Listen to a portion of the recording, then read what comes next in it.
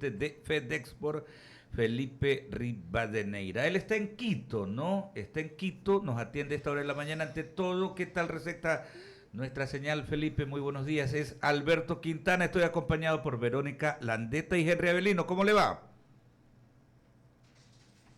Muy bien, un saludo para ustedes y a su distinguida audiencia. Muchísimas gracias. ¿Qué tal si arrancamos? Ayer el enlace que ya está pues instituido, este enlace en la mañana de los martes, el presidente de la República decía que ante las trabas que se registran, que se presentan en la Asamblea Nacional, no descartaba y decía que se iba a tomar los días de esta semana para establecer ya una estrategia, no descartaba convocar a una consulta popular, decía, términos de él, que precisamente sirva para poner a consideración de los ecuatorianos los temas que la Asamblea no ha tratado en los últimos 10 meses. ¿Cómo asumen ustedes este planteamiento del presidente Guillermo Lasso?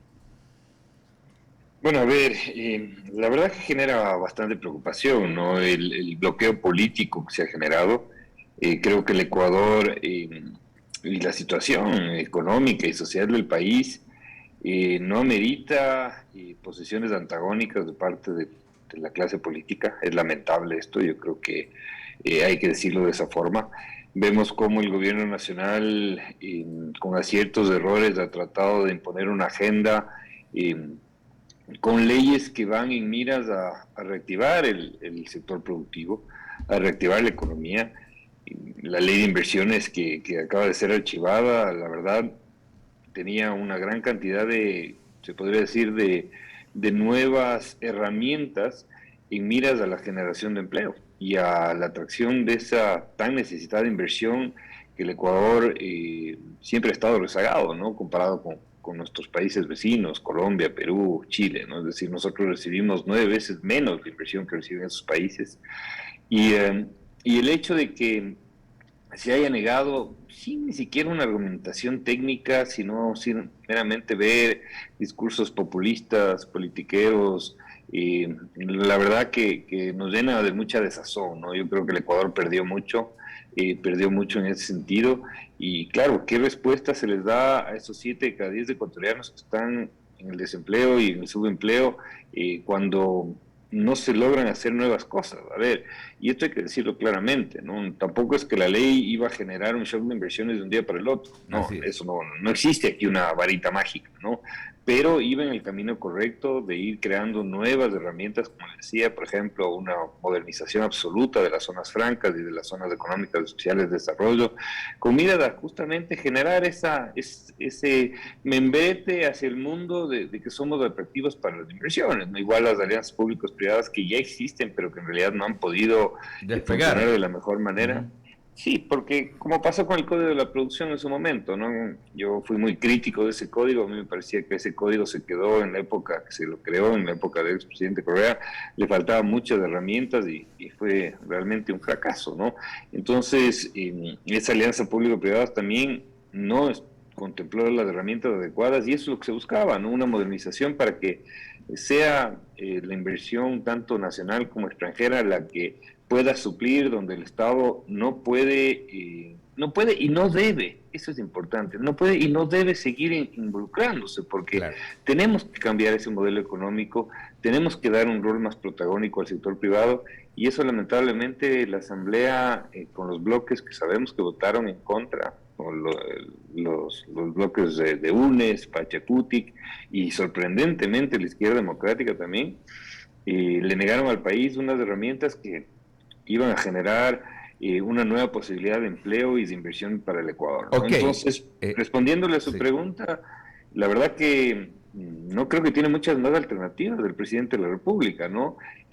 Había la opción siempre de la muerte cruzada, pero todos sabemos que eso en los mercados internacionales puede generar un shock, puede generar problemas, El Ecuador, desde que ganó el presidente Lazo, recordémonos, tuvo una caída muy importante del riesgo país y eso fue algo positivo. Los mercados internacionales nos ven de la mejor manera, porque los mercados internacionales no es que ven aquí quién está gobernando, si el color del partido es verde, azul, morado o lo que fuere, sino ven lo que se hace, ¿no? La realidad, las acciones que se toman, ¿no? Entonces yo creo que una muerte cruzada en ese sentido era Era muy traumático, riesgosa, ¿no? económica. Sí, exacto. Y no le queda otra que la consulta popular, pero también nos genera otras preocupaciones que podemos seguirlo conversando. Por supuesto, claro que sí. O sea, y no es lo ideal, ¿no? Porque uno, como demócrata, y todos compartimos pues esas visiones, ¿no? De lo que significa la democracia, decimos, es importante que un país tenga la separación de poderes. ¿Cuál es el gran ideal? Tener un parlamento, un congreso, una asamblea, ¿no? Tener gente prestante que se identifique con las grandes causas nacionales, que cumplan su rol de legislar y de fiscalizar al Ejecutivo. Eso es lo ideal, ¿no? Tener un poder ejecutivo también que esté con una visión de ir adelante, ¿no? Pero lamentablemente nos quedamos en el gran ideal, así que ayer decía el presidente pues que está viendo cómo utilizar estos a través de decretos ejecutivos y reglamentos a las leyes e incluso este tema de la consulta popular, ver exactamente cómo decirle a los ecuatorianos, a ver, qué consideran, qué podemos decir respecto a esto, esto y esto, ¿no? Es el camino, no es lo que nos gustaría porque queremos andar más rápido, ¿no? Ante tantos retos, nosotros que estamos pues en el acontecer informativo a diario, decíamos que incluso en estos momentos tan duros que vive la humanidad, Ecuador podría sacar provecho, ¿no?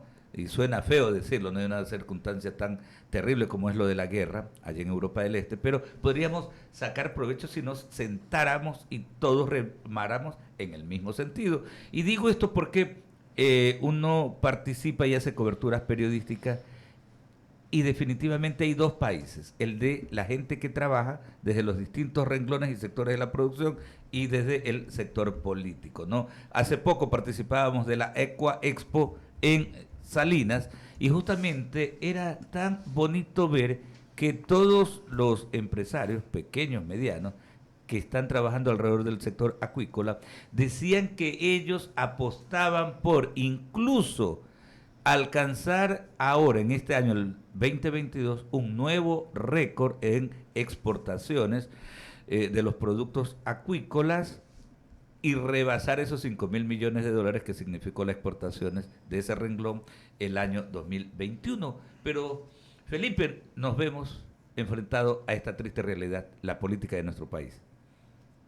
Sí, lamentablemente los tiempos políticos distan mucho de los tiempos económicos, ¿no? Yo creo que a ver, hay que tratar de seguir buscando un consenso a nivel, yo creo, de políticas económicas, ¿no? Yo creo que eso es lo que a la gente más le interesa, ¿no? Porque no hay mejor, se podría decir, programa social que el empleo, ¿no? Yo creo que, ¿qué le van a decir estos asambleístas que votaron en contra a los ciudadanos desempleados, ¿no? Yo creo que los ciudadanos desempleados tienen que ir justamente a reclamar por qué no aprobaron una ley, ¿no? Que siempre va a ser una ley perfectible, que como les decía, no es una ley que haya sido una panacea, pero ponerse por oponerse solo por intereses mezquinos, partidistas, realmente genera un repudio. Yo creo que un repudio prácticamente de toda la sociedad, así como generó el repudio el tema de las amnistías. La verdad que la Asamblea va de mal en peor, ¿no? Aquí esta trampa constitucional también de la muerte cruzada es algo que a la final es muy difícil de aplicar, ¿no? Yo creo que si, por ejemplo, tuviéramos como lo tiene el Perú en materia constitucional de que se pueda disolver el Congreso por una sola vez, yo creo que sería una herramienta o hubiera sido una herramienta de mayor efectividad en el caso en el que estamos, ¿no? Es decir, si un gobierno nacional que fue electo en las urnas tiene un plan de gobierno, sea que nos guste o no, ¿no es cierto? Pero es el gobierno que ganó las elecciones y tiene derecho a poderlo aplicar. Pero este gobierno no cumple ni un año y se ha visto enfrentado con que todas las iniciativas que tiene prácticamente le han sido negadas, ¿no? Es decir, o no son tramitadas. Fíjese la reforma a la ley de educación superior, fíjese la reforma o la ley de seguridad que tanto necesitamos en este país, porque uno de los bienes más sagrados que tenemos como ciudadanos y como ecuatorianos debe ser el poder caminar tranquilos por las calles, ¿no? Es decir, y eso no se ha tramitado. Entonces, ese bloqueo político realmente genera incertidumbre, genera problemas, pero nosotros del sector privado, de alguna manera, tenemos que seguir echando para adelante, como se dice, ¿no es Así cierto? es. Tenemos que seguir trabajando, como usted bien pone ese ejemplo, que las exportaciones en este 2022 vuelvan a romper récords, como lo rompimos en el 2021, en el 2020, y allá vamos a seguir trabajando, ¿no? Es decir, Correcto. yo creo que el gobierno actualmente va a tener que echar mucha tijera, mucho estilete, a través de decretos ejecutivos para ir rompiendo toda esta estructura asfixiante tramitológica, que a la final no ayuda a que la actividad económica privada salga adelante, porque aquí hay que aterrizar el concepto, ¿no? La actividad económica privada es la que hacemos cada uno de los empresarios, sea un pequeño tendero, sea una empresa de servicios pequeña o mediana, un intermediador de bienes, o la empresa grande, es decir, Claro, todos quienes ejecutamos la actividad privada, ¿no? claro, y además esa es la que genera empleo y la que también genera a su vez tributos para poder justamente pues pagar la deuda social, promover y solventar los programas sociales del gobierno. A esta hora conversamos con el presidente de la Federación Ecuatoriana de Exportadores, FedExport, Felipe Rivadeneira, y Verónica Landeta tiene otras inquietudes para usted. Sí, muy buen día, don Felipe Rivadeneira, presidente de FedExport. Mi pregunta va orientada en el tema de la guerra Rusia-Ucrania, que si bien están en diálogo, pues todavía no vemos una solución definitiva. Y aquí los productores bananeros han demandado del gobierno que por favor pues lo ayuden a través de compras de racimos o se trate de establecer alguna vía o alguna alternativa para no perder más de lo que ya están perdiendo. ¿Cómo ustedes están analizando o canalizando este tipo de posturas en estos productos muy sensibles de gran mercado para Rusia y Ucrania y que ahora definitivamente por la guerra pues no se puede exportar hacia eso? ¿Cómo lo están canalizando este tema? A ver, es una situación realmente muy dura, ¿no? Lo que está viviendo el sector bananero y el sector floricultor, que creo que son los dos sectores más Más golpeados afectados. en el tema de la guerra. Bueno, y lógicamente todos los demás sectores en materia del encarecimiento de los productos, ¿no? Es decir, a medida que el commodity del petróleo se eleva de esa forma y hay un poco de escasez de productos que se traían de Ucrania y de Rusia, también existe una presión en la competitividad de otros sectores. Es muy complicado el tema. Yo creo que aquí la federación lo que ha hecho es ser un facilitador, ¿no es cierto? Un facilitador de las gestiones para que cada uno de los sectores que son expertos en el tema y que saben y manejan el día a día puedan de alguna manera llegar a acuerdos. He visto lo que ha hecho de muy buena manera nuestros afiliados del sector bananero en el sentido de tratar de buscar soluciones intermedias para tratar de perder lo menos, porque en realidad aquí todo el mundo pierde, esa es la realidad. O sea, no podemos negar que no hay una pérdida, porque ¿cómo suplantamos, por ejemplo, un mercado de 700 millones de dólares, como es del sector bananero, de un día para el otro? Es prácticamente imposible, ¿no? Es decir, se tiene que buscar mecanismos de que uno no se afecte en los demás mercados, es decir, con una sobreoferta. Eso le pasa al sector banano y al sector flores, es decir, porque si yo traigo la oferta que tenía en el mercado ruso y en el mercado ucraniano y toda la región euroasiática, dígase Bielorrusia, Armenia, Kazajstán, etcétera, lo traslado a Europa, a otros mercados, voy a generar una presión de sobreoferta y eso obviamente va a tirar los precios internacionales al piso, ¿no? Entonces hay que buscar puntos en los que de alguna manera se pierda menos.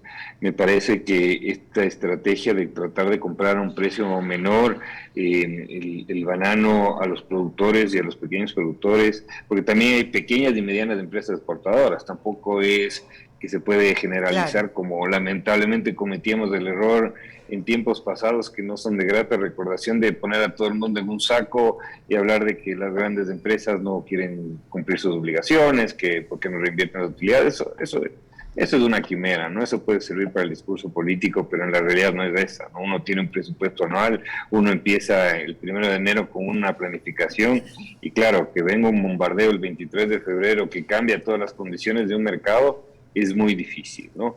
Es muy difícil, insisto, hay que tratar de ser lo más innovadores, así como se hizo en la pandemia, para tratar de darle vuelta al temporal y cruzar los dedos para que esto se termine muy prontamente. Bueno, pero no solamente estamos confiando en la suerte, ¿no? Me supongo que están haciendo alguna gestión, aparte de poder evitar... No, no, suerte obviamente no me refería, no, para aparte nada, de, no, no, la de que suerte se no. genere aquí una sobreoferta mismo en el propio mercado, ¿no? Claro, Me claro, no, gustaría... no, la suerte no, la suerte es un elemento que en el comercio exterior prácticamente no Claro. existe, ¿no? Así es. Por eso le preguntaba, o sea, ¿cuáles son esas alternativas en las que ya se podrían estar trabajando? Porque yo entiendo muy bien, y eso yo lo he consultado con algunos otros representantes de estos sectores y también del comercio exterior, que es imposible buscar ahorita dónde poner toda esta fruta en otros mercados. Es imposible abrir de un día para otro otros mercados. ¿Cuáles serían esas alternativas? Y ya un poco viendo que definitivamente el mundo está tan conflictivo, no solamente en el tema de negocios internacionales, de mercados, de exportar o de producir, porque vemos así, hay una variante constante, ¿no? Un día salta un tema de guerra, otro día salta un tema político, económico, otro día salta un tema de sanciones. Entonces, ¿cuál es el trabajo que debería hacer Ecuador en ese sentido para poder tener algunos instrumentos, herramientas que nos pueda enfrentar este tipo de situaciones? Es para que no nos coja así un poco siempre desprovistos de todo, ¿no? Porque es lo que se ve. Sí, y ahí agreguémosle un tema adicional, ¿no? Los elementos climáticos que a veces también generan muchos problemas, ¿no? A ver, yo creo que estamos pagando el precio de esa fragilidad que tenemos en el comercio internacional, que como usted bien lo dice, no hemos hecho nuestros deberes a tiempo, es decir, el Ecuador no tiene mercados asegurados desde hace mucho tiempo atrás, es decir, recién en este gobierno estamos hablando de querer firmar 12 acuerdos comerciales con nuestros principales mercados, pero esto es un trabajo que llegamos tarde, y es así, y cuando uno llega tarde a hacer algo, tiene que pagar las consecuencias. No hay cómo poder tapar el sol con un dedo, ¿no? O sea, usted me pregunta cómo podemos solucionar el problema, no hay muchas alternativas, ¿no? Se trata de negociar un precio menor entre el exportador y el comprador, otro producto se lo quiere usar para abono, otro producto se lo quiere mandar al mercado local para tratar de combatir la desnutrición infantil, es decir, esas son las herramientas que de alguna manera se pueden hacer, tratar de buscar incrementar un poco más de la oferta en algunos mercados que sí puedan recibir, pero lamentablemente la fragilidad que tenemos como comercio exterior, como país, ante cambios climáticos o emergencias climáticas, cambios políticos, guerras, etcétera, es producto de que nunca se generó una gran política de comercio exterior como sí lo hizo Perú, como sí lo hizo Chile, como sí lo hizo Colombia, en donde ellos tienen protegidos 9 de cada 10 dólares que exportan con acuerdos comerciales. El Ecuador tiene apenas 4 de cada 10, y esa es la realidad. Y volviendo al problema del bloqueo político que empezamos la entrevista, a mí que aquí me salta también una gran preocupación. ¿Qué va a pasar si logramos negociar esos acuerdos que tienen que ir a ser aprobados por esta asamblea? ¿Qué va a hacer la asamblea con este bloqueo político? ¿Va a aprobar? ¿Va a negar? Es una gran incógnita, ¿no? Entonces, es otro gran inconveniente que tenemos. Y eso es algo que, la verdad que parece que el Ecuador y los grupos políticos del Ecuador es como que no les gusta avanzar, como que nos volvimos adictos a una dependencia del Estado, de que el Estado sea quien dé de comer a ciertos grupos, ¿no es cierto?, de trabajo a ciertos grupos. Además, es como que buscar siempre exprimirle más a la vaca y no tratar de ir creciendo esta riqueza o la generación de riqueza para de alguna manera poder estar protegidos. Insisto, yo creo que hay que seguir trabajando, hay que ser muy resilientes, muy innovadores y tratar de que la pérdida sea lo menor posible, pero de que va a haber pérdida, va a haber pérdida. Eso yo no lo voy a negar porque sería mentirle a la ciudadanía. Henry Avelino continúa con la entrevista, gracias. Claro que sí, estamos con Felipe Rivadeneira, presidente de FedExport. ¿Cómo está? Bueno, a lo político, por el tema de la ley de inversiones, a la guerra, también factores que influyen directamente en la economía de todos los productos que se están exportando. El clima también se está sumando, todo esto de las inundaciones, las lluvias, todo en el tema del banano, por ejemplo, estos productos que ya se volvieron sensibles para exportar, es otra variante que perjudica al sector. A ver, cuando uno ejerce actividades agrícolas y está exportando productos agroindustriales, el clima es una variante fundamental. Es decir, el año anterior, por ejemplo, el banano no le fue tan bien por cuestiones climáticas. Quedémonos en estos dos productos, ¿no? Que son los más, de alguna manera, los que están en el ojo del huracán producto de la guerra, ¿no? En el sector agricultor también pasa lo mismo. A veces los factores de luminosidad que pueden darse en la serranía ecuatoriana no permiten de alguna manera que el botón, es decir, la parte de la flor, ¿no es cierto? La parte de arriba de la flor no se desarrolla de la mejor manera o los tallos no crezcan más largos. Igual pasa en el sector del banano, ¿no? Es decir, cuando los factores climáticos no permitan que la fruta se vaya creciendo, vaya cogiendo un tamaño adecuado, afectan, ¿no? Por el momento no hemos tenido reportes, para responderle a su pregunta, de afectaciones muy graves. Está dentro de lo normal, pero siempre es un factor a tenerlo en cuenta, ¿no? Para algo existe se podría decir, una ciencia y una camada de ingenieros agrónomos que son quienes están tratando de que eso no sea un factor que afecte, pero sin duda es un elemento que hay que tenerlo en consideración y es parte del día a día del juego de exportar productos agrícolas, ¿no? Una última pregunta muy breve, le pido la respuesta a Felipe. ¿Hay algún producto en Ecuador de lo que se exporta que haya repuntado tal vez, que haya tenido una acogida diferente por el tema de la guerra hacia otro mercado que ya no sea Rusia? Bueno, viendo la estadística, el producto que sigue siendo estrella y que realmente en enero y febrero volvió a crecer de una forma impresionante es el camarón, ¿no? El camarón sigue siendo nuestro producto vanguardia y cada vez crece más en aceptación a nivel mundial, en millones de dólares y en volumen. Yo creo que hay que seguir en esa línea. Esperemos que también apalanque a otro tipo de productos para que este 2022, a pesar de la guerra, logremos sostener los mismos millones de dólares, esos 18.000 millones de dólares que exportamos en el 2021. Agradecerle al presidente de la Federación Ecuatoriana de Exportadores FedEx por Felipe Rivadeneira. Un abrazo desde Guayaquil, que tenga una excelente jornada, Felipe. De igual manera, un abrazo a todos. Son las 7:57, breve.